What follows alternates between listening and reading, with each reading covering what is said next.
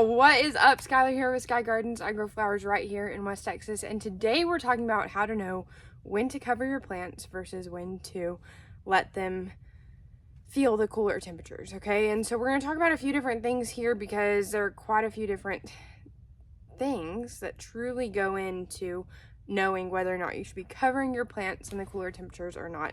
This is actually our first cold spell, and it's happening on January. It actually started like yesterday or the day before, so January 5th or 6th. That is very late in the game to be having our first cold spell. So all of these plants that we have planted, we've got anemones and ranunculus, and then more anemones and ranunculus. You can see some color, that red right there. That is an anemone bloom actually happening right there. And if those happen, it shows you how much further along those plants are versus where they would be otherwise. So with that being said, we have to take that all into account while we're actually preparing to protect these plants in these cooler temps. So right now, the lowest we've gotten is about 18 degrees, not too crazy or anything like that. And I'm gonna put a link down here telling you about it's my favorite resource really to use on how much cold each plant type can tolerate. And so we grow flowers. This is mainly what we talk about here. So we got anemones, ranunculus, lisianthus, and Iceland poppies are the main plants that we have planted right now.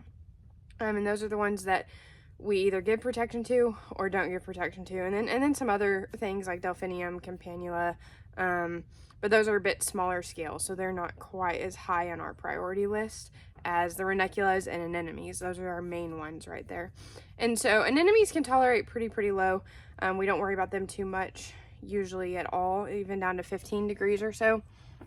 But that being said, we do have a high tunnel, and everything is planted inside our high tunnels, so they get at least one layer of protection. Now, whenever you have a high tunnel or a frost cloth or whatever you're putting on your plants for protection, that usually protects them about one zone warmer than what it actually is outside. And so about 10 degrees or so is a good place to guess. So whenever it's 20 degrees in here outside, it actually is more like 30 inside our two high tunnels. And so you have to keep that in mind whenever you're looking and seeing, okay, Skylar didn't cover any of her plants. It's because they're also in a high tunnel. I also lower or raise up our sides on our tunnels depending on how cold it's going to be. And for this first cold spell of down to 18 degrees the night before last, I actually had both sides all the way completely up just because we have mature plants in this tunnel. And I was a bit nervous about how they would do in the cold weather. There was no cold damage on anything, so last night I left one side a little bit down. Now, why do I want to do that? That's a big question. Like, why would you want them to feel any cold? Isn't it just better for them to be above 32 degrees? And you can be the type of person that goes and puts down frost cloth on everything at 32 degrees. And if you've got that much frost cloth, if you don't have that much production that you need to cover up, like if this is just your garden in your home or outside of your home and you can put frost cloth on them, that is great.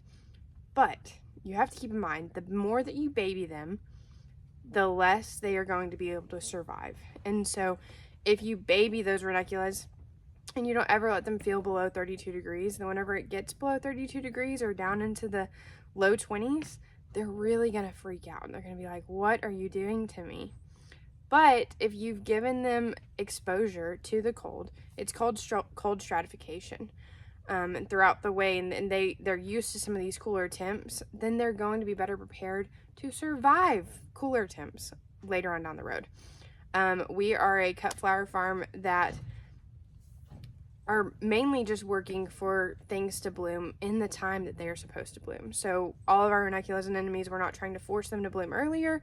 We just want them to bloom in the springtime with good, healthy plants. And so we plant them in the fall, protect them throughout the winter somewhat, and then let them bloom in the springtime. I say somewhat. We protect them a lot. We built them these two high tunnels, but I'm not trying to make them bloom in February, even for Valentine's Day, or even early March, even though they will start blooming in March, nevertheless. So that being said, it can be very difficult to decide when you need to cover your plants or not cover your plants. And the reason we're discussing this today is because there's a lot of stress around getting everything covered, getting everything taken care of, because we're afraid that these plants won't survive. This resource that I put down in the comments here, or in the description, is really amazing because it tells you how much truly those plants can survive, and even a little bit below that. So ranunculus, it says, 20s. I've had ranunculus do just fine without a top on our tunnels, down to 17 or so, and they're great. They didn't die back at all. They just, sat there for a bit and then put on their growth as soon as it started warming up again. And that is exactly what we're looking for here. So it depends on what you are looking to do. If you're wanting things to be blooming way earlier, then you're going to want to protect. Like, probably put a heating element in wherever you're at, and make sure that you're going above, over the top, and trying to protect those plants. If you're wanting things to bloom at their natural time to bloom, then protect, but also let them feel those colder temperatures. You also have to take wind chill into effect. So if you've got frost cloths and things going down, and tunnel or low tunnel or whatever you're working with, you're going to want to make sure that you're, one, looking at those winds, because sometimes frost cloth can blow off, so that's kind of scary. And then also, just to be able to have all the protection there, the wind chill temp will also bring it down to where, okay, it's a bit colder than it actually is out, what the temperature says at that point in time. And those plants feel those cooler temps as well. So another thing to take into account is, what if you get snow? Like, snow is such a good insulator. So if you're planning on having a whole lot of snow with whatever winter storm is coming through, guess what? You're not going to have to worry as much about covering your plants, because a good 5 inches of snow is going to insulate those things very, very well. Another thing with that, though, is whenever you're putting frost cloth on, or a tunnel, or whatever you're putting on, it's like whenever you're in a car, okay? So if you're in a car and it's really, really cold outside, you touch the window, what you're going to do is you're going to feel the cool air, very, very, very cold, on your hands from that window touching, right? Same thing with a frost cloth. So if you put a frost cloth over plants and you don't prop it up somehow, or use little hoops to where it will lay over the top of the hoop rather than the plant, anything that touches those leaves will burn those leaves, cold burn those leaves, the same way that you get cold burnt kind of whenever you're touching the window of a car and you're really, really cold. So if you left your hand there for a long time, it'd probably turn red and kind of like freak out. Your hand's like, why are you making me so cold right there, even though I'm so warm in this frost cloth, or in your car. So keep that in mind.